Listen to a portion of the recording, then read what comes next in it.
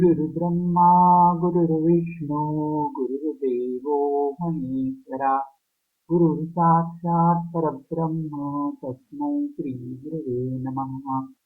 ब्रह्मानन्दं परमसुखदं केवलं ज्ञानमूर्तिं द्वन्द्वातीतं गगनसदृशं तत्त्वमस्यादिलक्ष्यम् एकं नित्यं विमलमचलं सर्वधी साक्षिभूतम् भावातीतं त्रिगुणरहितं सद्गुरुं तन्नमामि. अवधूत चिंतन श्री गुरुदेव दत्त. अवधूत चिंतन श्री गुरुदेव दत्त. श्री रामकृष्ण क्षीरसागर महाराज यांचा जीवन वृत्तांत. परमपूज्य गुरुदेव श्री रामकृष्ण महाराज यांचा जन्म फाल्गुन शुद्ध तृतीया 1855 अर्थात 16 फेब्रुवारी 1934 या मंगल दिनी नगर जिल्ह्यात पारनेर तालुक्यात झाला. घरची अत्यंत गरीब परिस्थिती होती. त्यात बालपणीच पितृक्षेत्र त्यांचे हरवलेले. त्यामुळे सगळे कुटुंब नगर येथे वास्तव्यास आले.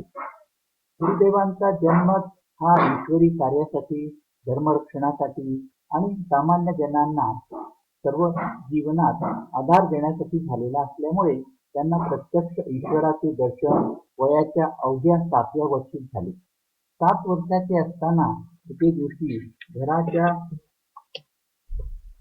दारात गुरुदेव उभे होते आणि आकाशातून एक व्यक्ती त्यांच्याकडे पाहत होती.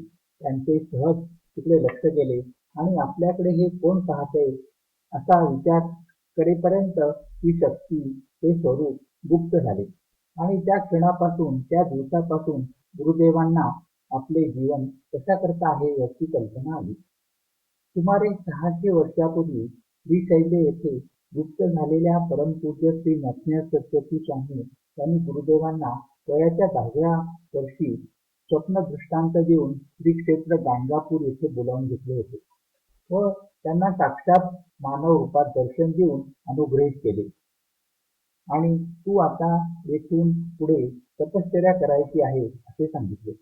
वयाच्या 10व्या वर्षी गुरुदेवांच्या तपश्चर्येला प्रारंभ झाला. तदनंतर 15-16 वर्षांनी या तपश्चर्येच्या काळात गुरुदेवांना पांडुरंगाचे दर्शन झाले.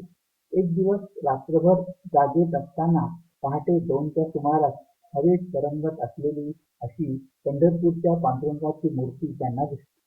त्या मूर्तीने सगळे अलंकार घातलेले होते. त्यावेळी गुरुदेवांनी डोळ्यांनी देवांना पाहिले आणि देवही त्यांच्याकडे पाहत होते. अशी ही अवस्था अवघी 2-3 सेकंदच घडली. त्यावेळपासून गुरुदेवांची पहाटे 2 वाजता साधना चालू झाली. तपश्चर्येच्या या एकूण 25 वर्षाच्या काळात त्यांनी प्रचंड निंदा, कुचेष्टा यांना त्यांनी हसतमुखाने तोंड दिले. त्यांनी अत्यंत हालापेष्टा, अपमान सगळे काही अतोनात त्यांना सोसावे लागले. कलियुगाचा हा महिना असल्यामुळे प्रत्यक्ष ईश्वर दर्शनाचा अनुभव येऊन सुद्धा गुरुदेवांना शांत बसावे लागले. मौन धरून सगळे सोसत राहणे ही गुरु आज्ञा होती. 25 वर्षे गुप्ततेत काढल्यानंतर पुन्हा गुरुदर्शन झाले आणि मला तुझ्याकडून वेदांचे कार्य करून घ्यायचे आहे अशी गुरूंची आज्ञा झाली. यानंतर परिस्थिती हळूहळू बदलू लागली. गुरुदेवांचे वेदकार्य सामान्य जनांना मार्गदर्शन आणि आधार देणे चालूच होते. त्यांना जाणणारे लोक येऊ लागले. कर्तृत्ववान, कर्तबगार, बुद्धिनिष्ठ, हुशार असा भक्त परिवार वाढू लागला. गुरुदेवांनी हाती घेतलेल्या वेदकार्यात अनेक भक्त सामील होऊ लागले. दर्शनाला येणाऱ्या भक्तांचा सतत वाढता ओघ लक्षात घेऊन परमपूज्य गुरुदेवांनी श्री दत्तात्रेय निवास ही वास्तू 1974 साली उभी केली. या वास्तूत आपल्या परमगुरु श्री नरसिंह सरस्वती स्वामी यांच्या प्रसाद पावलांची विकाल पूजा होत असते. श्री क्षेत्र गाणगापूर श्री नरसिंहवाडीप्रमाणेच नगर ही आता क्षेत्रच झाली आहे. परमपूज्य गुरुदेवांच्या तपश्चर्येचा काळ 50 वर्षांपेक्षा जास्त होता. वयाच्या 60व्या वर्षापासून गुरुदेवांचे अलौकिक चरित्र घडावयास सुरुवात झाली. ईश्वरी दर्शनाने आणि त्यांच्या कृपेच्या प्रभावाने गुरुदेवांच्या ठायी प्रज्ञा जागृत झाली होती आणि पूर्णत्व आली होती. ज्यावेळी ज्या ठिकाणी ऋषित्व आणि देवत्व एकत्र पाहायला सापडते त्यावेळी त्या व्यक्तीमध्ये चैतन्य अर्थात ब्रह्मतेज वास करत असते.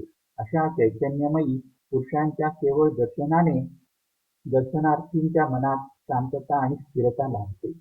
परमपूज्य गुरुदेवांची ही चैतन्यमयी अवस्था वाढत जाऊन हळूहळू विदेही अवस्थेकडे वाटचाल झाली. त्यांच्या देहातून नीलकांती प्रकट होत असे आणि ती उत्तरोत्तर वाढत गेली.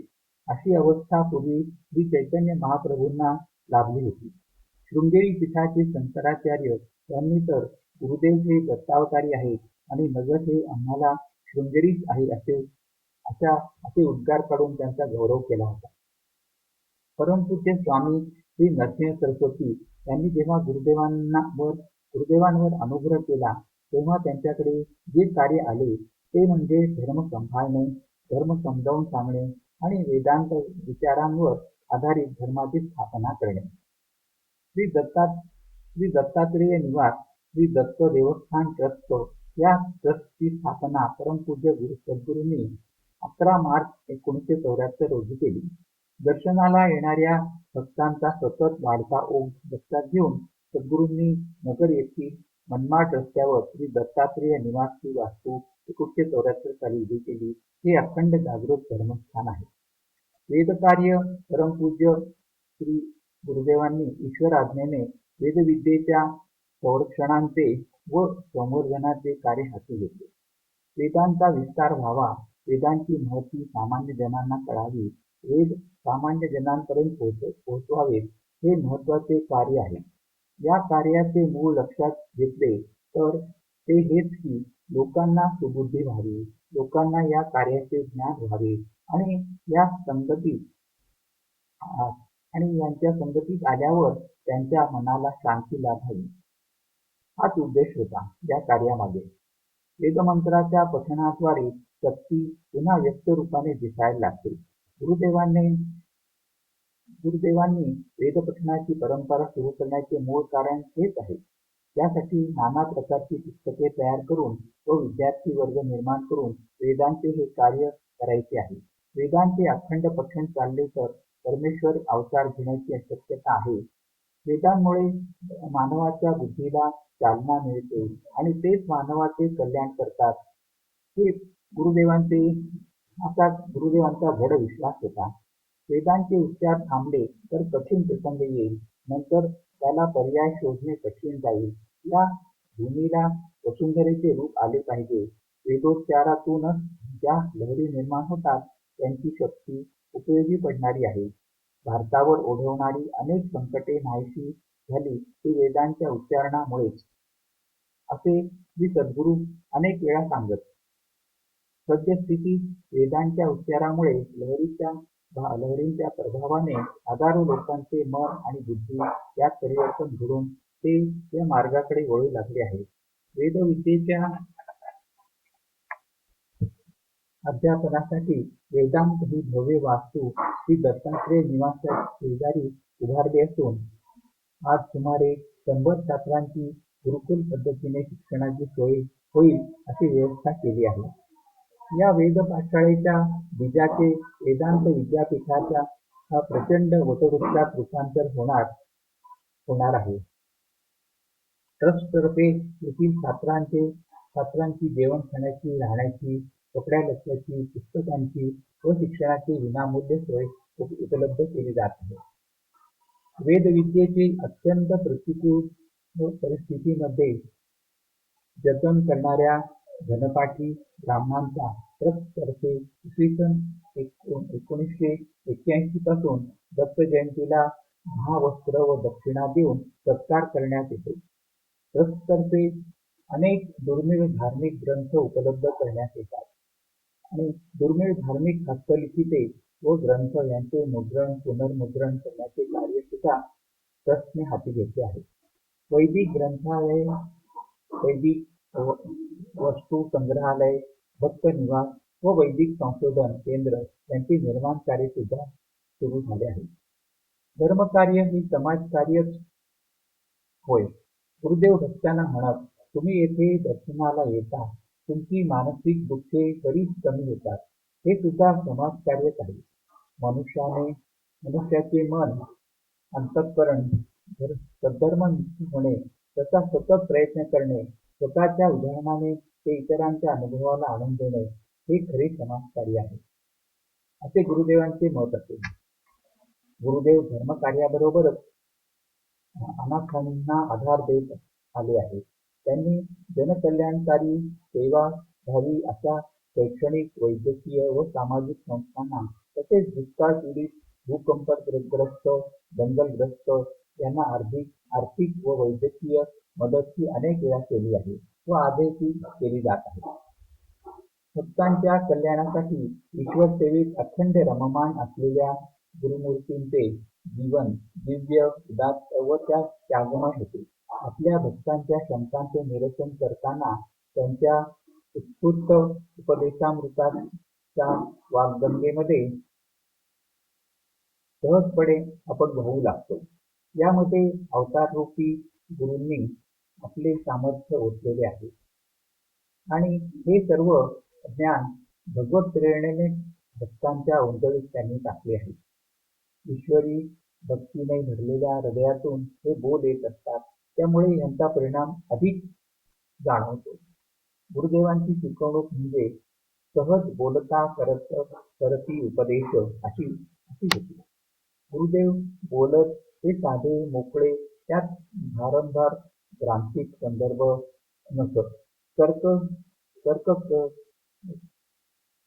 तर नसेच, असे फक्त आंतरिक माळा त्यात असे, सारे सहजतेने प्रकटच असे. ग्रंथाभ्यासातून पूर्वतयारीतून स्मरणाने केलेले हे कथन निवेदन नसेल, तर जागृत झालेल्या प्रज्ञेतून मुखावाटे उत्तरे आपोआप बाहेर पडत असे. ही सद्गुरुदेवांची विशेषता होती. ते नेहमी सांगत की तुमचा प्रपंच तुमच्या प्रारब्धाने होतो, पण आध्यात्मिक प्रगती मात्र तुमच्या कृतीने होते. त्यासाठी सद्गुरूंचे मार्गदर्शन आवश्यक आहे.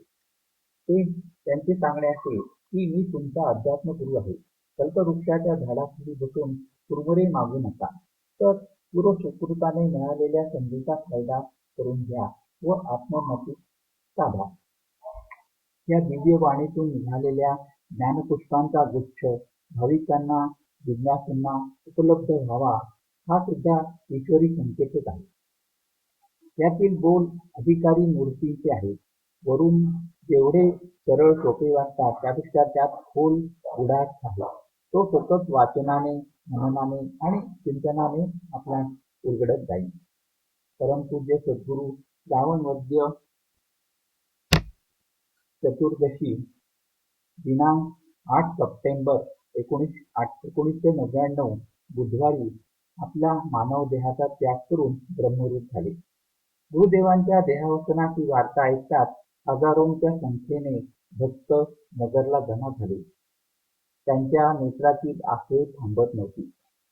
हे मानवी रूपातील परब्रह्मस्वरूप पुन्हा पाहावयास मिळणार नाही, या विचाराने भाविक भक्तांच्या हृदयात जी कालवाकालव होत होती, त्याचे वर्णन शब्दात करता येणे शक्य नाही. परमपूज्य गुरुदेवांनी आपली आत्मज्योती जी दत्तात्रेय निवासात ठेवली आहे. येथे दर्शनास येणाऱ्या भक्तांना गुरुदेवांच्या शुभस्पंदनाचा अनुभव येऊन एक प्रकारची अनामिक शांती आणि समाधानाचा त्यांना अनुभव येतो. हे तीर्थक्षेत्र सर्व मंगल करणारे आहे. अशा या महान सद्गुरूंच्या चरणी कोटी कोटी प्रणाम. हरिओम दत्त, हरिओम दत्त, हरिओम.